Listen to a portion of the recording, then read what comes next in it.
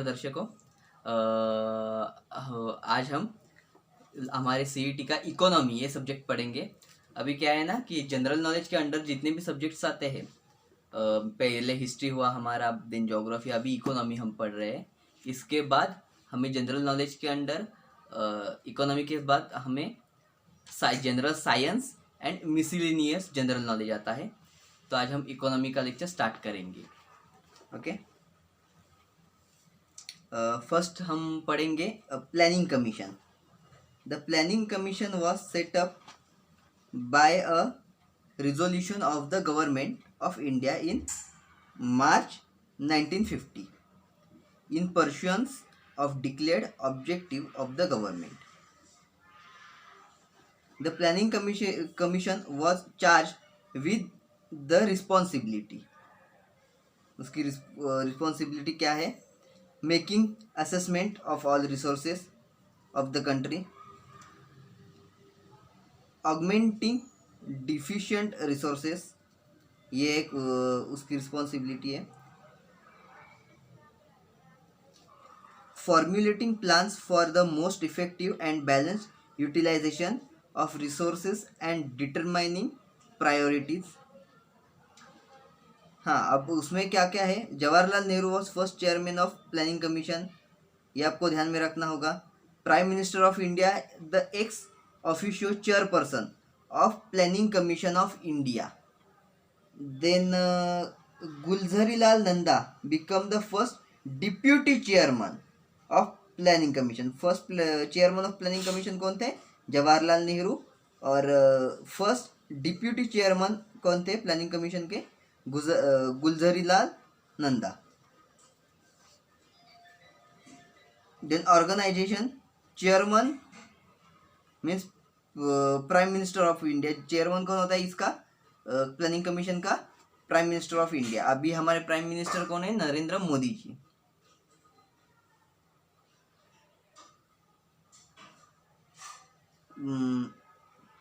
और उसके मेंबर्स जो कोई होते हैं वो other, deputy chairman, minister of state.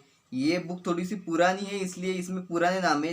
Like उस टाइम पे डॉक्टर मनमोहन सिंह हमारे प्राइम मिनिस्टर थे, तो वो उनका नाम है चेयरमैन। उस टाइम पे एस.एच. मोन्टेक सिंह अहुलवालिया ये डिप्यूटी चेयरमैन थे उस समय पे जब मैंने ये exam the. Shri Ashwani Kumar minister of state थे। आज के ज़माने में ये जो ऑर्गेनाइजेशन के मेंबर है, चेयरमैन डॉक्टर नरेंद्र मोदी जी है, हमारे जो पीएम साहब है नरेंद्र मोदी, वो चेयरमैन है। डिप्यूटी चेयरमैन कौन है और मिनिस्टर ऑफ स्टेट कौन है प्लानिंग कमीशन का, ये आपको गूगल से सर्च करना पड़ेगा। Then national development council, objectives उसके बताता हूँ। It has been set up with 3 objectives. वो कौन कौन से है? To strengthen and mobilise the effort and resources of the nation in support of the plan. Second one, to promote common economic policies in all vital spheres. And third one is to ensure the balanced and rapid development of all parts of the country. Then the Finance Commission of India, उसके बारे में हम पढ़ेंगे। The Finance Commission of India came into existence in 1951. 1951 में वो existence में आया। It was established under Article 280 of Indian Constitution of India by the President of India. It was formed to define the financial relations between the center and state.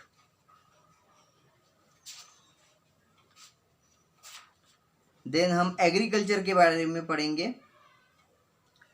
Agriculture is the main stay of Indian economy. हमारे जो प्रमुख जो main stay है इस हमारे देश का, वो एग्रीकल्चर है। इकोनॉमी का मेन स्टे एग्रीकल्चर है हमारे। The agricultural output however depends on monsoon as nearly 60% of area sown in is dependent on rainfall. मतलब 60% जो हमारी एग्रीकल्चर है वो रेनफॉल पे डिपेंड होती है. Agriculture and it's related goods contribute about 38% total export of the country. मतलब agriculture and जो एग्रीकल्चरल गुड्स है वो हमारे इंडिया का एक्सपोर्टिंग का 38% है. 38% एग्रीकल्चर और उसके जो रिलेटेड गुड्स है वो हम एक्सपोर्ट करते हैं हमारे देश से. Agriculture accounts for about 14.7% of total export earnings and provides raw material to large number of industries. India holds first position in the world in the production of sugarcane and sugar. मतलब sugar cane गन्ना sugar मतलब शक्कर के production में हमारा देश पूरी दुनिया में पहले नंबर पे है. ओके ये आपको ध्यान में रखना है. ये जो अभी जो 3 लाइंस में बताऊंगा 4 लाइंस जो बताऊंगा वो आपको याद रखनी है. एक पहला था. Then second one is India is the largest milk producing country in the world. मतलब हमारा देश एक लार्जेस्ट मिल्क प्रोड्यूसिंग कंट्री है. Then Assam is the biggest tea producer in the country. सबसे ज़्यादा चाय का उत्पादन असम में लिया जाता है. India is the 6th largest fish producer in the world. मतलब फिश की प्रोड्यूसिंग में हमारे देश का 6ठा नंबर आता है. देन इंडस्ट्री के बारे में आपको बताऊंगा. After independence first industrial policy was revised on April 6, 1948 by the Union Industry Minister Mr. Shyam Prasad Mukherjee. There were 4 categories of industries in the industrial policy of 1948, which was reduced to 3 in the industrial policy of 1956. Then banking system in India. The first purely Indian bank was the Punjab National Bank. First purely Indian bank कौन सी है? हमारी Punjab national bank. ये first purely Indian bank है. Reserve bank of India. It is the central bank of the country. Reserve bank. It was established on 1st April 1935 and it was nationalized on 1st January 1949. मतलब उसकी स्थापना कब हुई? 1 अप्रैल को हुई थी, जिस दिन को हम अप्रैल फूल बनाते हैं सबको. 1 अप्रैल को 1935 को हुई. एंड इसको नेशनलाइज कब किया गया? तो 1 जनवरी 1949 को किया गया. IDBI industrial development bank of India. ये फुल फॉर्म है उसका, याद रखना. Industrial development bank of India is the 10th largest in the world in the terms of development. दुनिया में 10वें स्थान पे है ये bank IDBI. Then SBI state bank of India.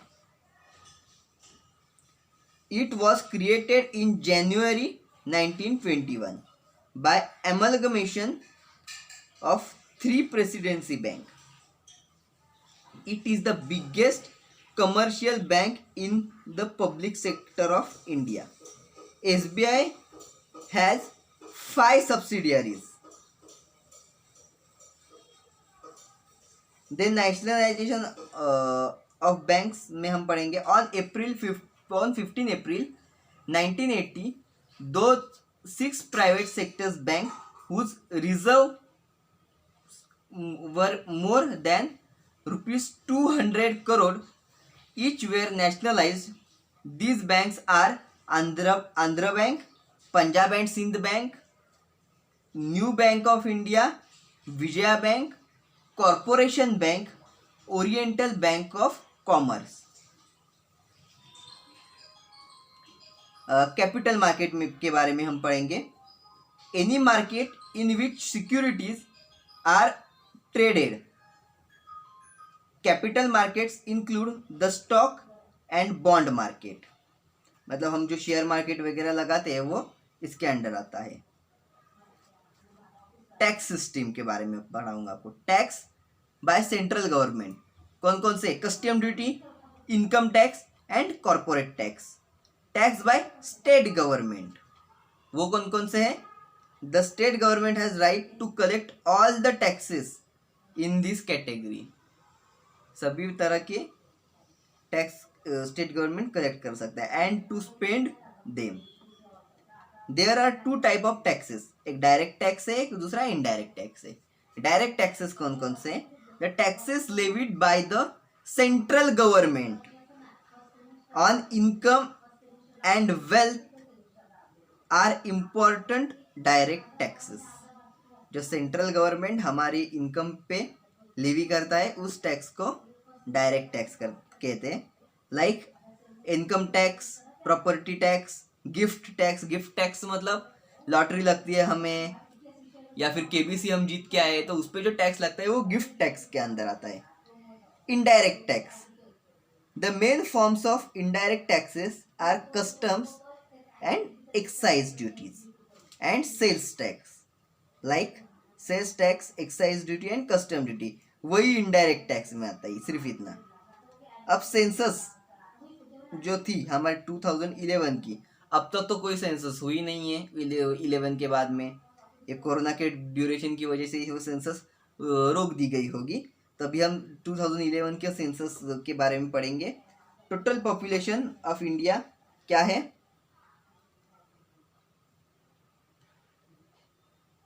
121 crore 1,93,422, मतलब 121 crore 1,93,422।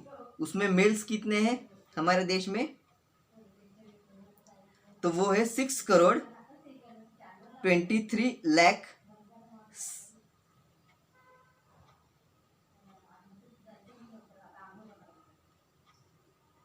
7 1 second.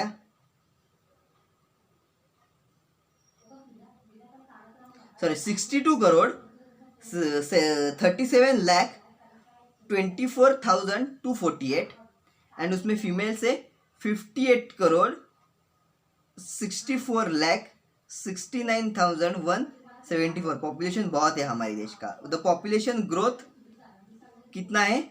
17.64%। Density of population 382। Sex ratio कितना है हमारे देश का?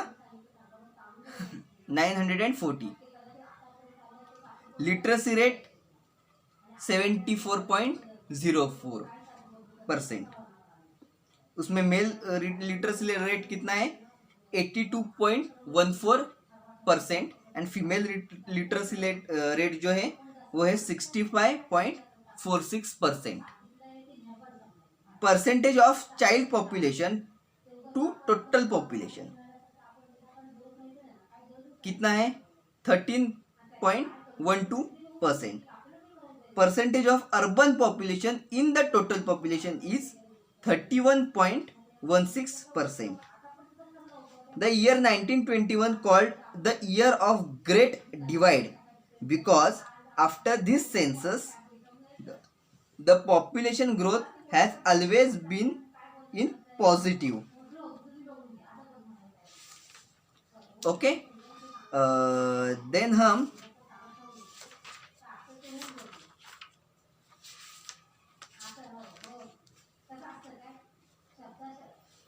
जनरल साइंस पढ़ेंगे।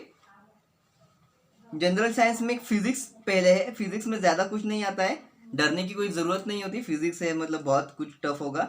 Units are defined as standards of measurement of physical quantities. Like length का क्या है? मीटर, मास का किलोग्राम, टाइम का सेकंड, इलेक्ट्रिक चार्ज का कौन सा है? एम्पियर, टेम्परेचर का केल्विन, अमाउंट ऑफ सब्सटेंस का मोल, ल्यूमिनियस इंटेंसिटी का कैंडेला, और उसके सिंबल पता ही होंगे आपको, मीटर का एम, किलोग्राम का केजी, सेकंड का एस, एम्पियर का ए, केल्विन का के, कैंडेला का सीडी। डिराइव्ड यूनिट्स, फ्रीक्वेंसी का कौन सा है, हर्ट्ज, फोर्स एंड वेट का कौन सा है, न्यूटन, वर्क एंड हीट का कौन सा है, जूल, पावर रेडियंट फ्लक्स का कौन सा है, डब्ल्यू मतलब वैट, प्रेशर एंड स्ट्रेस का कौन सा है, पास्कल, ल्यूमिनियस फ्लक्स का कौन सा है, ल्यूमेन, इलेक्ट्रिक चार्ज का कौन सा है, coulomb, electric potential difference and electromotive force का कौन सा है, volt, electric resistance, impedance, reactance का कौन सा है, ओहम, इलेक्ट्रिक कैपेसिटेंस का कौन सा है, farad, magnetic flux density, magnetic induction का कौन सा है, Tesla. Terms regarding motion, displacement, it is the vector quantity, and distance is scalar quantity. Displacement may be positive, negative or zero, but distance is always positive. Distance कभी zero नहीं होता, कभी negative नहीं होता, सिर्फ पॉजिटिव होता है distance. Displacement zero हो सकता है, नेगेटिव भी होता है और पॉजिटिव भी होता है। Velocity, time rate of change of displacement is called velocity. It is the vector quantity and may be positive or negative. Velocity का फॉर्मूला कौन सा है, velocity is equal to displacement upon time. Average velocity का formula कौन सा है, average velocity is equal to total displacement upon total time. Then speed, it is a scalar form of velocity and is defined as the distance traveled in 1 second. Acceleration, the rate time change of velocity is known as acceleration. It is a vector quantity. Acceleration के बारे में बताया. Then motion in 2 and 3 dimensions. Scalars, scalars के कौन कौन से, scalars मतलब क्या होता है, the physical quantities having magnitude alone are scalars, means कौन कौन से हैं वो, स्पीड है, distance, current, charge, mass, density, potential, work and energy. Okay. Then vectors, vectors quantity मतलब क्या है, वेक्टर्स क्या होता है, the physical quantities having magnitude as well as direction are vectors. मतलब कौन सा होता है वो, velocity, displacement, current, density, force, torque, momentum, intensity of field. Projectile motion, उसमें बताना चाहूंगा कि path of projectile is a parabola. For maximum range we have throw object at an angle of 45 degree. For maximum height, objects are thrown at an angle of 90 degree. Newton's law, first law of motion क्या है, Newton's first law of motion, a body in motion remains in motion unless it is acted on by an external force. Newton's second law क्या है, the resultant force on a body is equal to product of mass and acceleration of a body, और formula है F is equal to ma. And third law of motion क्या है,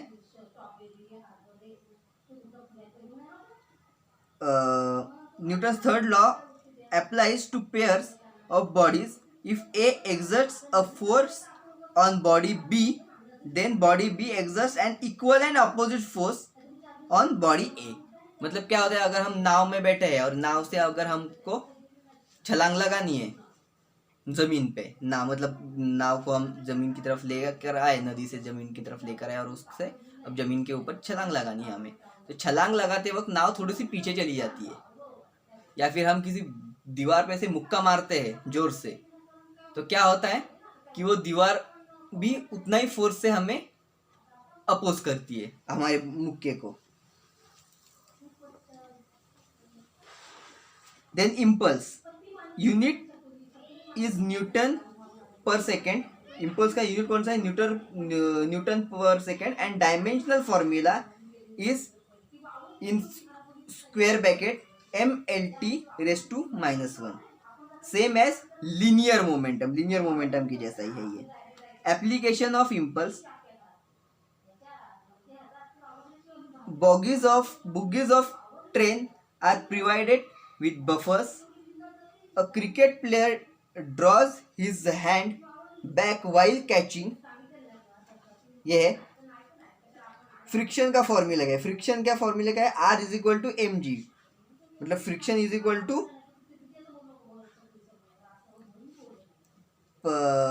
pascal. Then sliding friction, उसमें rolling friction is always less than sliding friction. When a person pushes a ground in backward direction, force of friction is in the forward direction. Work के बारे में क्या हम जानेंगे, whenever a force acting on body displaces it, work is said to be done. Then हम power के बारे में पढ़ेंगे. It is defined as the time rate of doing work. Then Einstein relation के बारे में पढ़ेंगे. According to Einstein, mass can be converted into energy and energy can be converted into mass. Hydrostatics के बारे में पढ़ेंगे.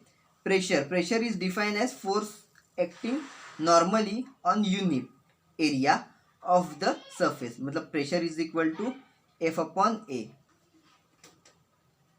Force upon area. Atmospheric pressure के बारे में पढ़ेंगे. Atmospheric pressure is measured by barometer. Slow fall in barometric reading is the indication of rain. Slow rise in the barometric reading is the indication of clear weather. Diamagnetic के बारे में पढ़ेंगे. डायमैग्नेटिक्स कौन कौन से हैं, bismuth, antimony, copper, gold, quartz, mercury, water, alcohol, air, hydrogen. Paramagnetic कौन से है, एल्यूमिनियम है, क्रोमियम है, मैग्नीज वगैरह. फेरोमैग्नेटिक कौन कौन से है, जो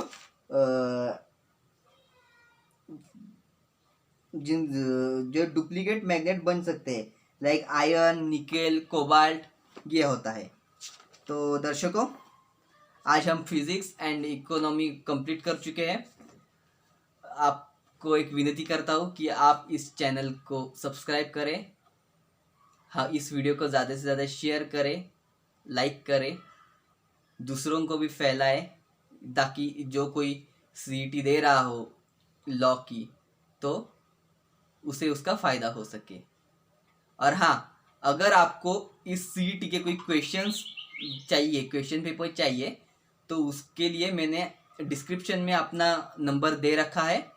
तो उस पर आप जाके उस नंबर पे आप कॉल कीजिए. मेरा ही नंबर है, फ़ोन नंबर है. आपको मतलब पेड होगा, वो आपको 100 रुपीज़ पे करने पड़ेंगे पूरे. And then